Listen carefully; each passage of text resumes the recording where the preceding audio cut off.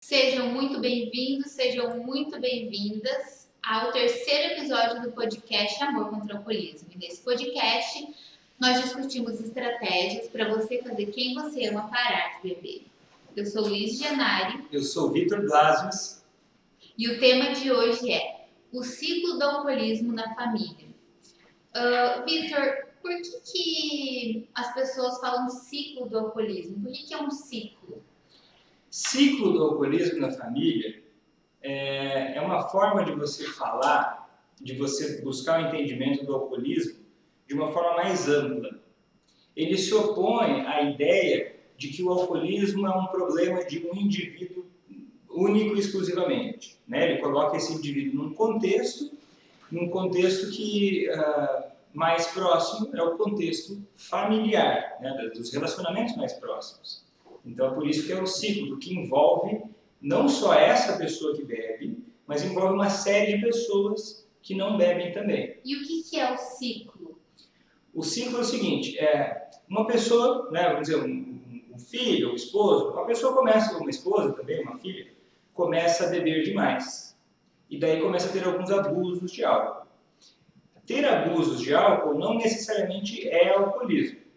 Né? Entre abusar de álcool, enfim, ter alguns excessos de bebedeiras, até chegar no alcoolismo, tem toda uma trajetória. Só que no começo desses primeiros abusos e excessos de álcool, o entorno, né, a família, principalmente, esses relacionamentos mais importantes e próximos da pessoa, eles têm uma reação, ou não têm uma reação. Independente deles, se a família fizer algo ou não fizer algo, isso causa um impacto. Quando esse impacto, quando essa reação ou essa ação da família, das pessoas ao redor, ela é ineficaz para resolver o problema, para evitar que isso piore, e quando ela não é eficaz, ela certamente vai atrapalhar, vai piorar, vai acabar se afundando mais no alcoolismo. Então ele acaba acontecendo dessa forma. A pessoa que começou a abusar do álcool, o familiar que por alguma razão tomou alguma atitude ou deixou de tomar alguma atitude que poderia fazer esses abusos, esses excessos de álcool melhorarem, e a partir dessa ação e reação do familiar e do alcoolista vai causando o quê? Mais resistência no alcoolista em parar de beber, mais reação do familiar, muitas vezes quando vê a pessoa que ama exagerando no álcool, se autodestruindo, vai ficando como? Preocupado, assustado, irritado, vai tendo uma série de estresses, né? Sentimentos muito intensos. E daí adota ações que são negativas, e daí vai piorar o alcoolismo daquela pessoa e vai piorar os sentimentos do familiar também. E em contrapartida vai piorar o alcoolismo, e aí a gente começa a entrar numa reação que se retroalimenta, formando um ciclo. Entendi. E você diria que existem alguns tipos de estruturas familiares que são mais propensas para que o alcoolismo aconteça? Estruturas familiares mais propensas para que o alcoolismo aconteça existem. Tá? A gente poderia colocar assim, o alcoolismo, ou os abusos de álcool, eles são um fator de estresse a mais. Se o sistema familiar, se a estrutura familiar, ela não está bem organizada, não está bem desenvolvida para lidar com os problemas, ela pode ter mais risco, né, de ter um alcoolismo, desse alcoolismo se desenvolver nesse sistema. Famílias, por exemplo, que são muito, o termo técnico para isso é simbióticas, que são, por exemplo, famílias muito grudadas, né, que não tem muitos limites pessoais entre pais e filhos, tem um risco maior. Famílias que são muito desconectadas. Pode dar um exemplo dessa questão da simbiose? Simbiose seria o seguinte, eu lembro até uma história, eu atendi uma família em que o alcoolista tinha mais ou menos uns 32 anos. E aí, mesmo tendo 32 anos, adulto, trabalhava, tinha uma namorada, e a mãe ia todas as vezes com ele para ele comprar roupas novas. Ele nunca comprava roupas novas sem estar com a mãe. E eles achavam isso, e não com a namorada, só com a mãe, e sempre só com a mãe, porque era um ato meio que de carinho. Daí ele começou a ter prejuízo com o álcool, e acabou que ele até chegou a perder carros, destruiu o carro do pai, daí foram lá e deram outro carro para ele. Enfim, era uma questão assim que não deixava ele como se fosse mimado demais, como se fosse grudado demais na mãe, como se fosse o filhotinho embaixo da asa da mãe, né? Embaixo da saia da mãe. Isso aí é uma simbiose. Acontece o quê? Fica muito grudado. Aí vai lá, o filho estava começando a casar, ele queria casar, queria sair de casa, aí a família queria fazer o quê? Que ele não fosse embora de casa, que ele constituísse família tudo ali no mesmo contexto. Isso, às vezes, isso pode ser, né, nessa história que eu estou contando, é um exemplo de uma reação simbiótica, que é muito grudada, a família acaba ficando muito grudada e não tem limites pessoais respeitados, ou enfim. É até natural para essa família que ninguém estranhava isso. Ninguém achava estranho que a mãe ia toda vez com o filho para comprar roupas, porque era normal daquela família. Então, isso é um exemplo simbiótico. Só que não é só esse tipo de estrutura familiar que tem mais risco de ter alcoolismo. Quais outros? Outros, por exemplo, famílias que são muito desconectadas. Né? A família que é muito desconectada uns dos outros, ninguém colabora para resolver os problemas ao mesmo tempo. Então isso acaba fazendo o quê? Acaba dificultando o acesso a um apoio positivo. Né? A pessoa fica muito, por exemplo, na adolescência, alguém que não tem uma estrutura familiar de apoio, de união, de diálogo, pode acabar buscando o quê? Amigos. Isso pode ser bom ou ruim. Se as amizades forem boas, pode ser bom. Agora, se as amizades forem nocivas, o poder de influência dos amigos é muito maior quando se tem uma família muito desconectada. Tá, então o ciclo do alcoolismo é como se fosse uma série de atitudes que a família e o próprio alcoolista tomam e que vai alimentando o alcoolismo e ele vai ficando cada vez mais presente, cada vez pior e cada vez mais cíclico e tudo isso. O alcoolismo piorando, a família ficando muito mal com isso, porque, claro, é um problema que não afeta só o alcoolista, é um problema que acontece no contexto. Tá, e por que é importante a pessoa que vive com um alcoolista, por que é importante ela entender o ciclo do alcoolismo? Por que é importante, por exemplo, numa guerra, ou numa luta, ou num jogo, conhecer o adversário? Sem conhecer o adversário, né, que no caso é o alcoolismo, fica muito difícil para a família conseguir resolver ele, porque não entende o que está acontecendo. Porque se a família entender errado o que está acontecendo, e não entender todas as dimensões de como esse problema acontece, ela vai acabar tendo uma noção muito pobre e superficial a respeito do problema e, consequentemente, da forma que ela vai solucionar o problema. Muitas vezes eu recebo perguntas de pessoas que ainda estão muito cruas, eu digo assim, estão começando a aprender, dando os primeiros passos, a entender formas mais eficazes, mais baseadas em ciência. E quando a pessoa não entende o ciclo que o alcoolismo se estabelece, ela fica muito frustrada, porque ela não conhece onde ela está pisando. E ela pisa no lugar errado, aí ela sente dor. Só que ela não sabe, ela fica no escuro. Então, essa é a importância. Você acha que é comum as pessoas confundirem o ciclo do alcoolismo com o alcoolista? Por exemplo, assim, o problema é o alcoolista. Ele que adoece a família. Total. Quando, na verdade, posso dizer que, na verdade, é a família que adoeceu o alcoolista? E por isso ele virou alcoolista? Olha, é que é uma forma de olhar, mas eu prefiro outra. Eu prefiro não achar os culpados. Mas não existe um alcoolista louco na vida que do nada virou alcoolista. Geralmente, existe um problema familiar por trás. Por exemplo, falta de comunicação, etc. Exato. Até porque senão o alcoolismo seria resolvido muito mais fácil. Quando uma pessoa é muito autodestrutiva, tem muitos problemas, né, sérios de comportamento, de conduta, emocionais, se essa pessoa apresenta esse tipo de comportamento numa estrutura familiar, que ela tem uma boa convivência, que ela tem uma boa habilidade de comunicação, de enfrentamento dos problemas, isso inclui até buscar ajuda, ou contar com apoio social, apoio profissional, esse tipo de atitude não se prolonga. Esse tipo de atitude não é capaz de adoecer o sistema familiar. A gente cansa de ver, olha, você só olhar para as pessoas que a gente conhece, né? Ou até você que está assistindo também olhar para as pessoas que você conhece. Certamente você conhece pessoas que tiveram tragédias em suas vidas ou problemas familiares muito intensos, mas por conta daquela estrutura familiar, ela ser voltada a procurar soluções ao invés de culpados, a buscar resolver os problemas ao invés de entrar num ciclo de raiva, de ódio. E por onde que eu começo a quebrar esse ciclo? Em primeiro lugar, você entender o ciclo que acontece dentro da sua família? Exato. É entender, você começa pelo ponto de uma autoanálise, de entender como as coisas funcionam, buscar ter a curiosidade de uma visão um pouco mais profunda do contexto. E de como cada um se sente. De como cada um se sente, de como cada um reage ao que está acontecendo, de como cada um costuma resolver os problemas, né? Porque a gente está falando aqui de estruturas familiares, e essas estruturas familiares, elas não acontecem por acaso. E é por causa dessas estruturas que o alcoolismo acaba atravessando gerações. Exatamente.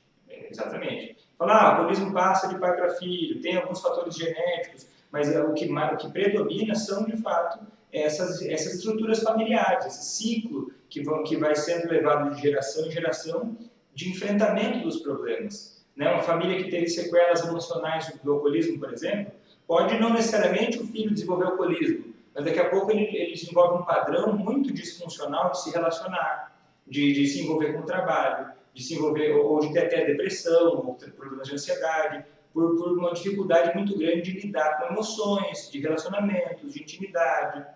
Então, a coisa vai muito além da bebida alcoólica.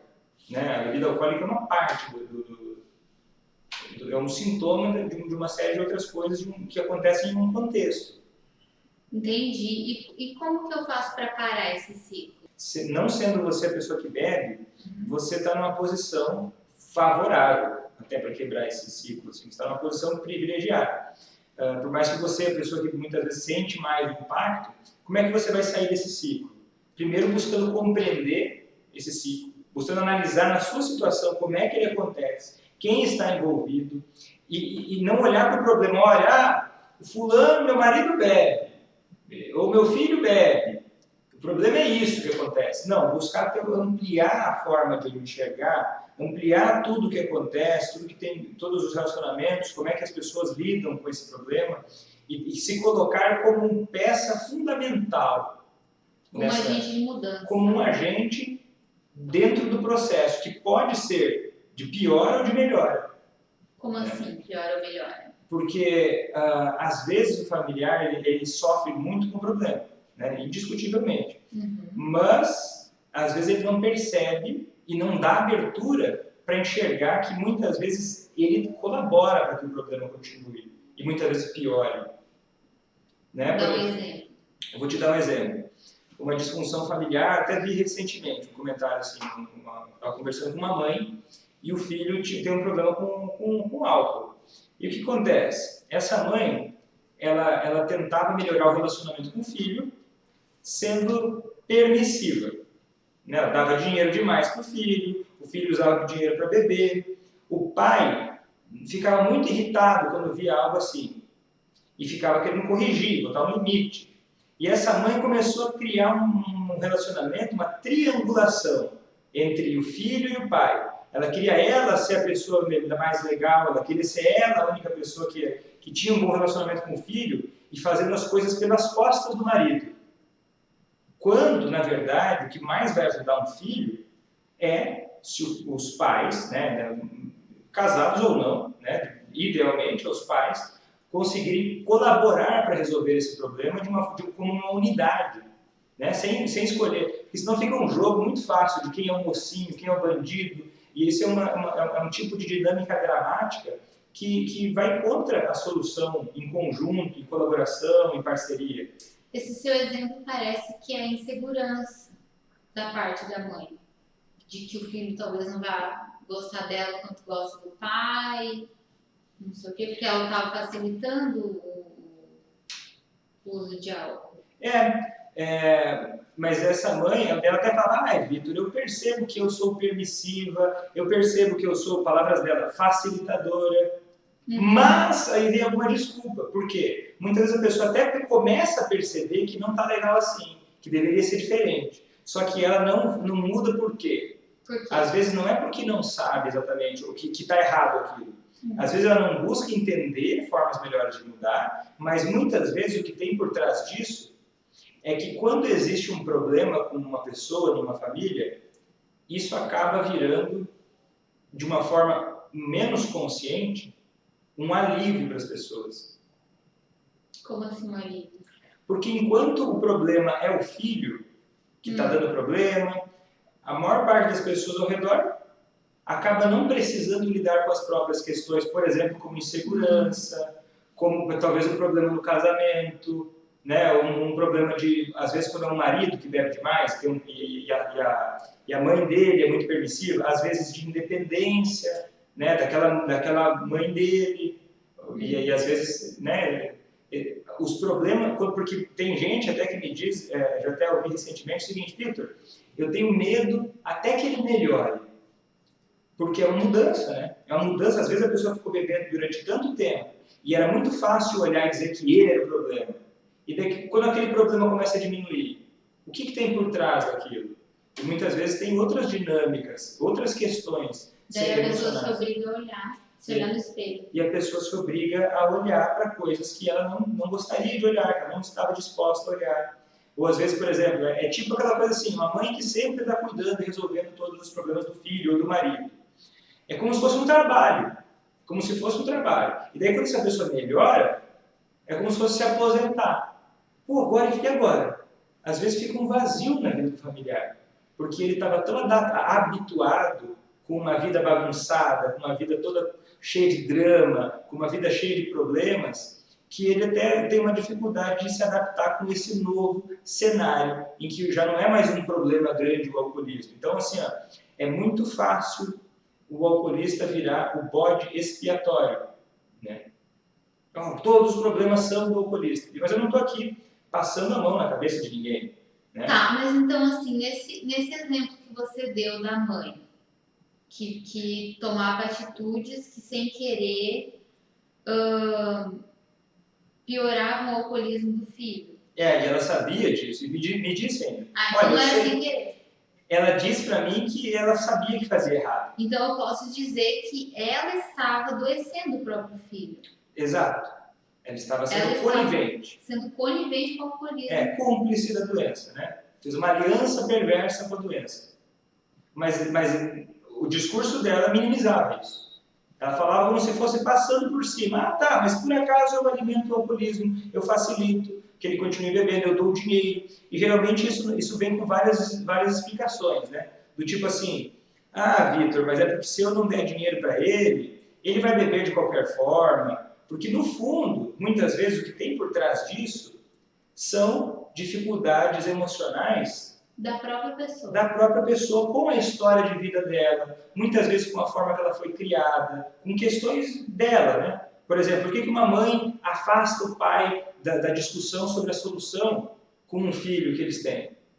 Às vezes essa mãe já tem uma dinâmica familiar em que na história dela, de alguma forma, achava que não podia confiar em homens, e daí, de alguma forma, ela não confia no marido. Sim, olha que então tem uma série de questões. A Bia, ela comentou assim, tipo eu, tão fraca, tão facilitadora que tenho até raiva de mim. Não falo do álcool, mas da maconha.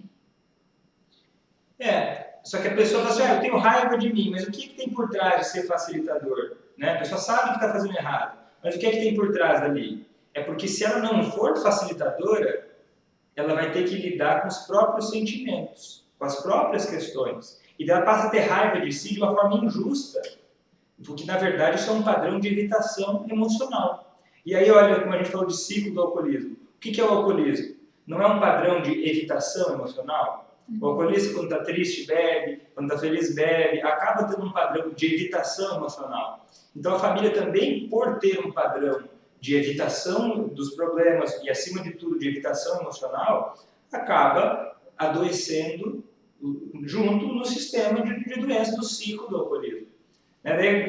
Só que o problema não é esse sentimento, tá? Porque reconhecer esse sentimento não é o problema. Qual é o problema? O problema é o que você vai fazer a respeito. Você vai continuar só se queixando? Você vai continuar só tentando se lamentar ou se vitimizar? Mas então eu tenho uma pergunta que é o seguinte, é uma coisa que eu vejo muito nas suas redes sociais, tá? As pessoas chegarem e falarem o seguinte, eu cansei, eu estou desgastada emocionalmente, eu não aguento mais, eu não sei se eu vou conseguir, acho que eu vou largar, não tem jeito, ele não melhora. Como é que pode, daí, se na verdade é a própria pessoa que está contribuindo para que o alcoolismo aconteça, como é que ela está cansada? Porque ela não percebe que ela é a inimiga dela. Ela não percebe que ela é a inimiga dela. Ela acha que o problema é o alcoolista. Ela não percebe que ela está sendo inimiga dela. E quando ela passar a perceber que ela tanto pode contribuir para beber mais ou beber menos, o que você tem que fazer para a pessoa querer mudar? Como que isso acontece? Porque para o familiar querer mudar? Isso, porque ele que tem o poder de eu posso fazer parar o ciclo do alcoolismo. Eu posso fazer o quê? Eu posso oferecer informações que aumentem a consciência dos familiares que têm interesse. Né? Até porque, já que as pessoas que me seguem, o nosso relacionamento não é pessoal, individual, eu estou na casa delas, mas eu não sou um familiar delas para conversar, para poder ter intervenções com ela. Mas o que acontece? A gente acaba, o que eu posso fazer? Eu posso aumentar a consciência dela sobre o problema que ela tem. Só que aí tem gente que vai no seu tempo, né? Daí vai pelo interesse que a pessoa tem de parar de sentir esse tipo de dor. Aí ela vai buscar cada vez mais informações, porque assim, qual que é o problema? O problema está na atitude dela, que olha, não sei, não quero saber e tenho raiva de quem sabe. Quem assume essa postura está sendo o pior inimigo de si. E às vezes a pessoa acha que a ignorância é uma bênção, mas a ignorância, no fim das contas, ela é dor. Dor para si, dor para quem se ama. E o que eu posso fazer? Eu posso continuar produzindo conteúdos, distribuindo esses conteúdos gratuitamente, ajudando as pessoas, dando ferramentas para elas, mas depende delas. Completamente. Tem muita gente que vem e me pergunta assim, Victor, olha só, eu preciso de ajuda. Eu preciso de ajuda por causa disso e daquilo. Eu falo, olha, vem cá, eu faço lives tal dia, segunda-feira e quarta-feira, 21 horas de perguntas e respostas que eu respondo na hora. E a pessoa fica brava, fica chateada. Por quê? Porque dentro do ciclo do alcoolismo, um dos problemas que o familiar causa e que ele vira o próprio inimigo é achar que alguém externo é responsável por resolver o seu problema, que não ele. É achar que vai vir alguma solução mágica para que o seu problema seja resolvido. É achar que vai chegar e vai perguntar para alguém, que vai dar um truquezinho e que não vai precisar, de fato, entrar em contato com o que está acontecendo, que não vai precisar olhar para dentro. Que isso é um grande desafio para todos nós, mas não topar esse desafio é ter a certeza de viver uma vida muito menos boa do que ela poderia ser. Né? Esse projeto de assumir essa responsabilidade de olhar para si, olhar para o que está fazendo e se responsabilizar por si, né? E poder contar com a ajuda de outras pessoas de formas saudáveis também. Né? Porque daí tem dois extremos. É a pessoa ficar dependente demais, é um problema, e ficar autônomo demais também é um problema. Do tipo assim, tem gente que acha assim, Victor, resolva o meu problema para mim. E daí eu ajudo essas pessoas a entenderem como funciona. Alguns vão ter interesse, outros não. Agora, e tem outras pessoas que não, que elas mal entendem do problema do alcoolismo e nem querem entender mais. E elas dizem assim, olha, Victor, eu já tentei de tudo. Eu já tentei de tudo quer dizer o quê? Eu sei de tudo, eu fiz tudo que era certo, eu não tenho nada a aprender e o problema é externo a mim. Então, quando a pessoa começa a reconhecer que isso pode acontecer com qualquer um e que ela tem que parar para perceber e ter a coragem de olhar para si, esse eu diria que é um excelente primeiro passo para começar a quebrar o ciclo do alcoolismo. E eu acho muito bonito isso porque a gente não está falando aqui só do alcoolista. A gente está falando do alcoolista, a gente está falando dos filhos do alcoolista, a gente está falando dos netos, a gente está falando de um primo, a gente está falando de uma rede social completa de pessoas que vão ser impactadas positivamente por essa mudança. Então eu acho que esse processo de quebrar o ciclo do alcoolismo, apesar de ele exigir Coragem, ele é um projeto muito lindo, é um projeto muito bonito, de amor, de fato, né? Por isso que eu digo amor contra o alcoolismo. Ele começa pelo amor próprio, né? Entendi. E você lembra agora alguma história de algum aluno seu que conseguiu quebrar esse ciclo? Lembro, lembro. Tem uma aluna minha que ela queria, ela estava envolvida, primeiro ela achava que o problema era filha.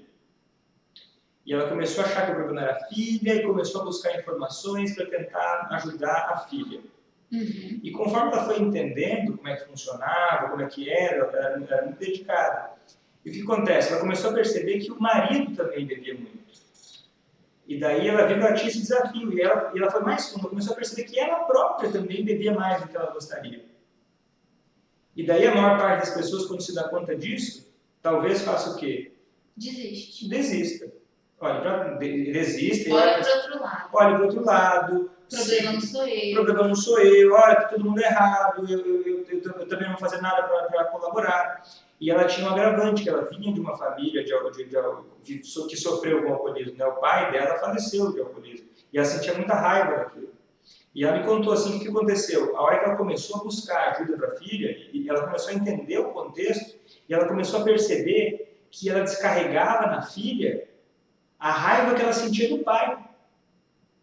E aí todo aquele amor que ela tinha pela filha dela ficava numa nuvem de ódio, que não era de uma situação atual, que vinha de uma fantasia infantil sobre não entender o alcoolismo do pai, e sentir uma raiva, sentir ódio e um ressentimento do pai. Inclusive, o que aconteceu?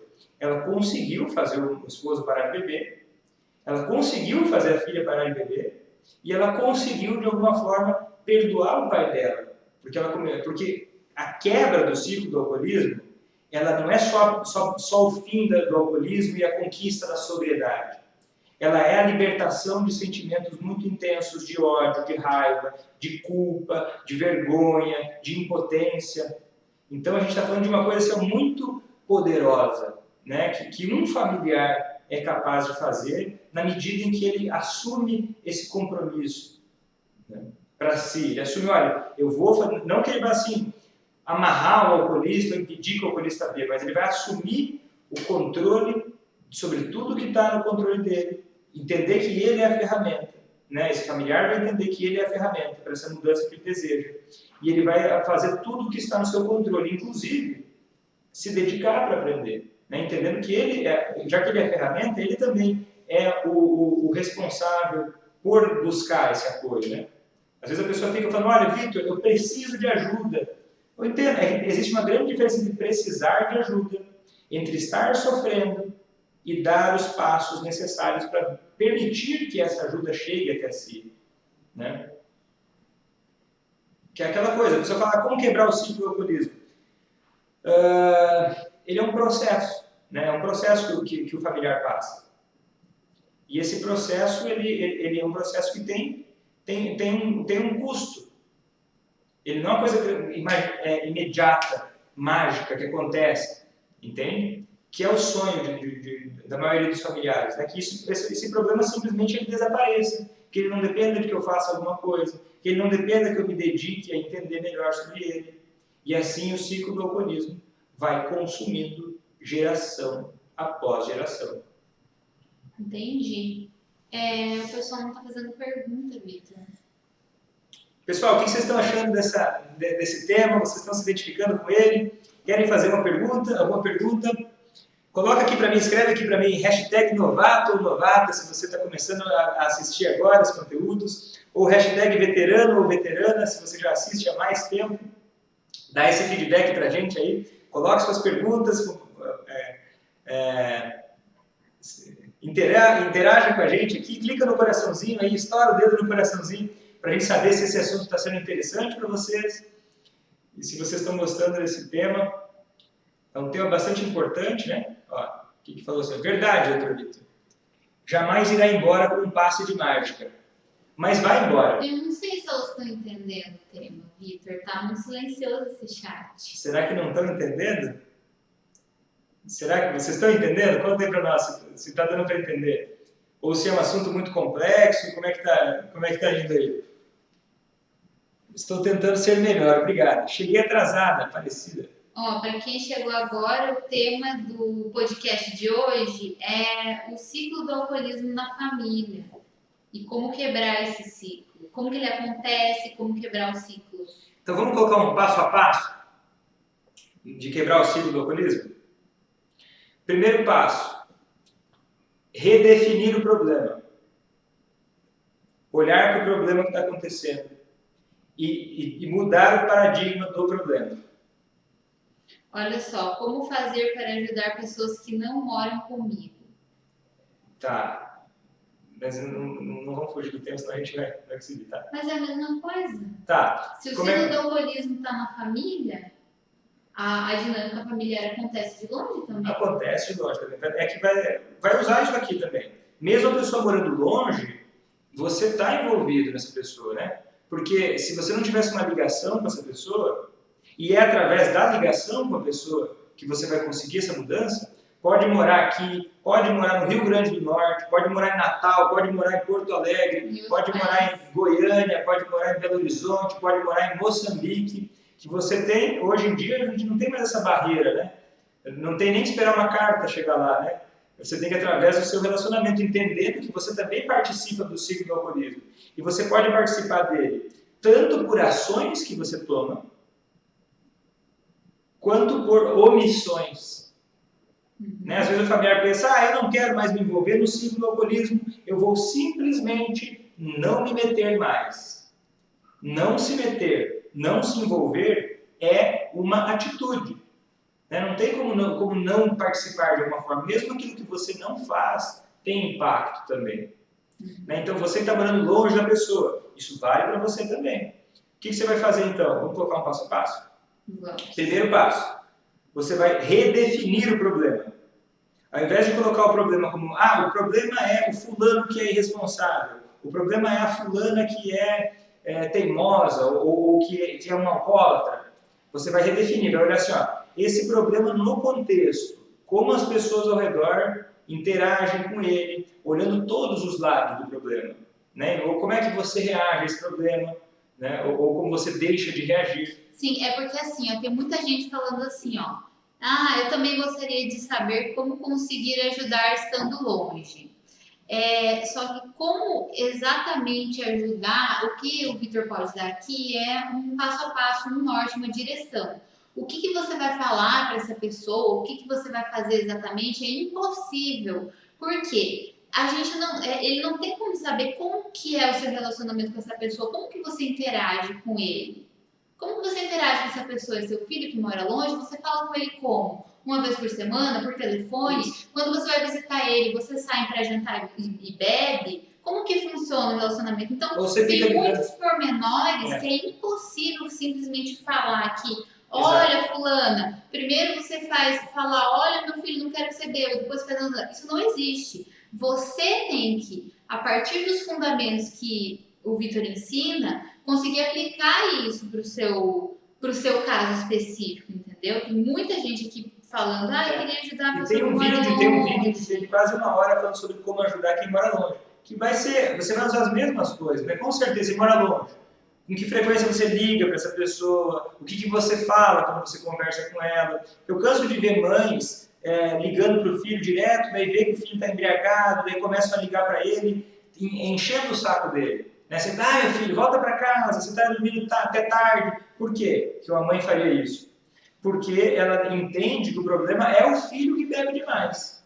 Por isso que o primeiro passo é redefinir o problema.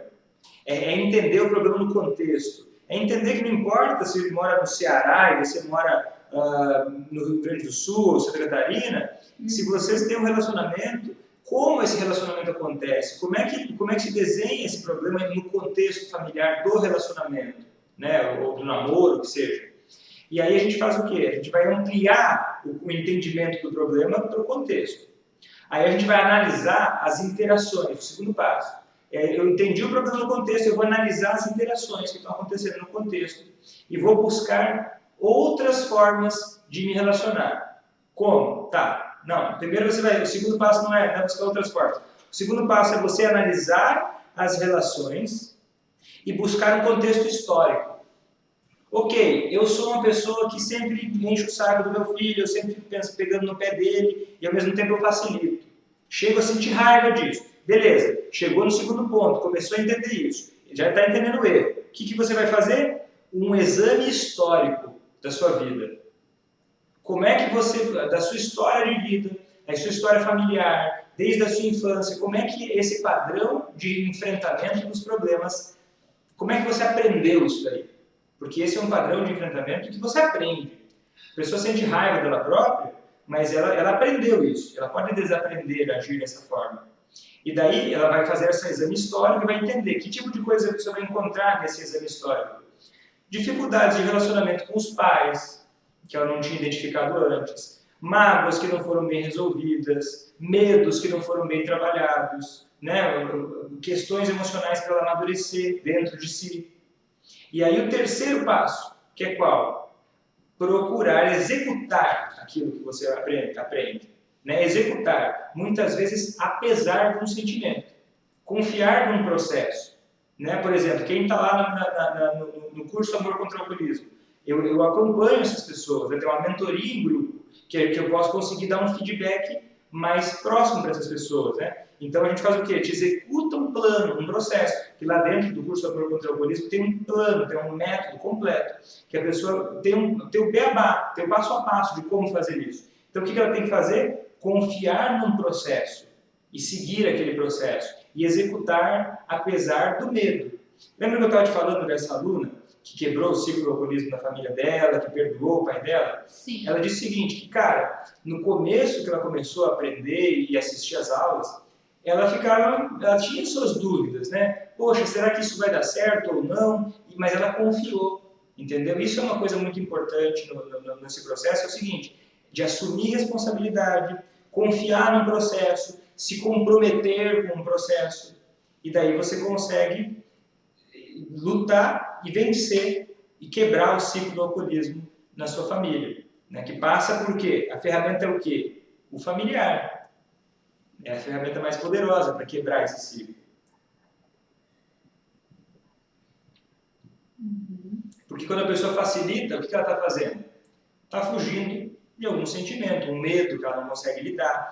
E daí, sabe uma coisa que eu não gosto, Hélio? O pessoal fala o seguinte: ah, Victor, o problema é o quê? É a ligação emocional muito intensa com o alcoolista. E a solução é se desligar emocionalmente. Mas na medida em que, por exemplo, uma mãe facilita para o seu filho, ou até uma esposa, facilita que essa pessoa beba, eu não considero isso amar demais. Eu não considero isso ligação emocional demais. Para mim, parece que a pessoa que facilita quer ter o controle do que está acontecendo. É uma coisa completamente autocentrada. Né? Não é Exatamente. algo para o outro. Já é um desligamento emocional. Já é um desligamento emocional. Por isso que eu prego essa ideia do amor contra o alcoolismo. Porque quando você se liga emocionalmente, você se importa com alguém, você toma decisões difíceis em favor dessa pessoa que você ama. E uma coisa muito natural que vai acontecendo que é o seguinte: conforme você toma atitudes corretas e o alcoolismo vai melhorando, porque daí ele vai responder a isso, né, ação e reação, vai responder a isso, o caminho vai ficando mais leve para o familiar. Porque essa armadilha que muitas vezes os familiares têm de que é pesado demais eu fazer o alcoolista que eu amo parar de beber, eu já estou desgastado. Esse desgaste é um sintoma que ele não percebe do ciclo do alcoolismo. Que para esse alívio que ele busca é realmente conquistado através de quebrar esse ciclo do alcoolismo. E quando eles falam, já fiz de tudo, não aguento mais, na verdade, quando a gente para perguntar, eles nunca fizeram nada pro alcoolista de fato, porque você ir buscar a pessoa no bar não é ajudar o alcoolista, você tirar ele do sofá e levar para a cama não é ajudar o alcoolista. Não, olha, é que sabe o que acontece? E daí a pessoa se coloca nessa situação e depois fica cobrando como se o alcoolista devesse alguma coisa para ela, porque ela está desgastada demais, quando na verdade Ela que deixa esse ciclo se perpetuar dentro de casa, ela é conivente com o alcoolismo dele, e depois fica reclamando, falando que tá cansada, que não aguenta mais, que vou desistir, sendo que nunca fez nada para ajudar. Ou para assim, quebrar o ciclo. É porque os conselhos que as pessoas recebem sobre o alcoolismo, em geral, são muito precários. Né? Vai lá, tá vendo o filho beber demais, vai pedir um conselho para a mãe. Aí a mãe fala, não, você não pode deixar isso acontecer, vai lá buscar ele no bar. As pessoas são muito despreparadas para falar de alcoolismo. Mesmo pessoas que dedicam, né, se dedicam e até de falar por aí sobre o alcoolismo, com uma baixa qualidade de informações. Né? Tanto que a gente tem uma epidemia de mitos sobre o alcoolismo. Isso vai desgastando, porque daí tudo que a pessoa escuta por aí são sugestões, são conselhos altamente precários. Né? São conselhos baratos. Que passam longe da ciência. Que passam longe da ciência, que passam longe de funcionar. Aí o familiar fica mais perdido do que seguro em relação ao que ele está fazendo. É por isso que ele acha que está ajudando de alguma forma e na verdade não está. E esse padrão de eu já tentei tudo é de novo aquela estratégia de lidar com as emoções através da irritação emocional. Porque na medida em que eu já tentei tudo, na medida em que eu assumo aquele padrão de pensamento de que eu sou impotente, vive e deixe viver, isso é uma estratégia de alívio da ansiedade. Só que se você for parar para pensar, não faz o menor sentido, porque a única pessoa que pode controlar a sua vida é você mesmo. Então não faz o menor sentido você dizer que eu já fiz de tudo e não deu certo. Você perdeu o controle e largou de mão, entendeu? A pessoa entra o quê? Naquele desespero. E aí é um efeito dominó. Efeito dominó por quê? Porque você caiu junto. E daí a gente está falando o quê? De que você caiu porque o alcoolismo te derrubou. Só que ele não vai derrubar uma pessoa que está fortalecida. Entende? Por isso que é importante se fortalecer no processo. E como é que se fortalece? No meu entendimento, o fortalecimento ele vem através do compromisso com esse fortalecimento e com um caminho adequado, com as informações corretas. Né? A Sônia, ela comentou assim, isso mesmo, nós não estamos preparados e pedimos ajuda a quem não tem nada a acrescentar para ajudar. É verdade. E as pessoas adoram dar palpites, né? Elas adoram dar palpite e, sabe, a coisa que eu levo para minha vida é o seguinte, essa pessoa vai acordar na minha pele amanhã? Não vai. Então ela não vai. É muito fácil você sair dando conselho e você não sabe como é que a pessoa está se sentindo. Não é mesmo? Então eu ignoro a maior parte dessas coisas. Tem que largar ele porque é alcoolista. Você está sendo boba de ficar tentando mudar. Não. Essas pessoas não sabem, elas não estão dentro da sua casa, não estão dentro da sua cabeça, elas não nasceram no seu corpo, elas não viveram a sua história para saber por que você faz o que você faz, entendeu? Daí falam coisas horrorosas, tipo assim, você tem que começar a cuidar de você, porque você está virando uma codependente, como se fosse ruim, como se um valor social de ajudar alguém que você ama fosse um valor ruim, como se a solução para o mundo fosse cada um por si, entendeu? Quando a solução, no meu entendimento, é a gente poder colaborar de formas saudáveis. E a gente precisa saber fazer isso direito. Né? Isso é um desafio que vale a pena ser enfrentado. Né? Que mais? Natal, Rio Grande do Norte. Tem bastante gente de Natal, hein? A Rodrigues, ela falou assim, como agir? Como confrontar? Como confrontar o quê? Provavelmente o alcoolista. Ou o ciclo do alcoolismo. Como confrontar o ciclo do alcoolismo? Tá, eu já falei o passo a passo agora, né? Começa por tomar consciência do ciclo do alcoolismo, entender que o problema não é só o alcoolista. O segundo é você entender, examinar os padrões de relacionamento que você estabelece com o alcoolista. E daí você entendendo esse padrão de relacionamento que se estabelece, você vai fazer uma revisão histórica para você examinar onde é que você aprendeu a errar desse jeito e lidar com questões emocionais que estão envolvidas com isso. E aí você começa a criar o como agir na prática. É que a maior parte das pessoas quer começar pelo telhado. Ela não observa o contexto, ela não observa o histórico do relacionamento, a qualidade do relacionamento com o alcoolista, e ela busca muitas vezes como eu vou falar com essa pessoa. E muito se tentou fazer isso nos Estados Unidos, com um modelo que hoje em dia, até o instituto que criou esse modelo, ele se envergonha das origens, porque hoje em dia ele mudou muito a forma de lidar. Que era um momento, era uma instituição chamada Johnson's Institute, que era um modelo Minnesota, tem discussões sobre a raiz, porque ninguém quer assumir de onde veio isso, mas que se estabelece da seguinte forma: aqueles reality shows americanos, em que as pessoas sentavam, a família toda sentava e confrontava o alcoolista com todos os prejuízos que acontecem no alcoolismo. Interventions, né? Que tem reality shows sobre isso. Só que as pessoas não mostram o final disso aí, né? E, geralmente o resultado disso é catastrófico, né? Tá longe de ser uma intervenção. Não dá para dizer assim que nenhum caso nunca vai se fazer, mas isso é uma medida de muita exceção que tem que vir de uma estratégia muito bem pensada, né? E também como agir, sempre ter em mente que toda ação que você toma, ou ela alimenta o lobo do alcoolismo, ou ela alimenta o lobo da sobriedade. Não existe ação neutra. Toda forma com que você interage com a pessoa que é alcoolista, ou com os seus filhos, enfim, não sei quem que é alcoolista na sua família, mas tudo que você faz tem o poder de ou piorar o alcoolismo ou melhorar. Isso. Ou que você deixa de fazer, né? Exatamente. Que não fazer nada também é fazer alguma coisa. Isso. Vitor, eu não me meto mais, eu já não falo mais nada, porque se eu falo da briga... Então, ao invés de aprender a se comunicar melhor, a pessoa foge da batalha. Só que quando você foge das batalhas que são importantes para a sua vida, aí a sua vida vai empobrecendo, né? Não tem como, né? A gente precisa escolher as nossas batalhas, se comprometer com elas. Vamos finalizando? Então, chegando no final, tem 47 minutos. Eu não sei que tem alguma... A Maria. Ele está reconhecendo que está perdendo o controle da bebida, mas ele quer beber em casa e pouco mais quem perde o controle da bebida consegue beber menos.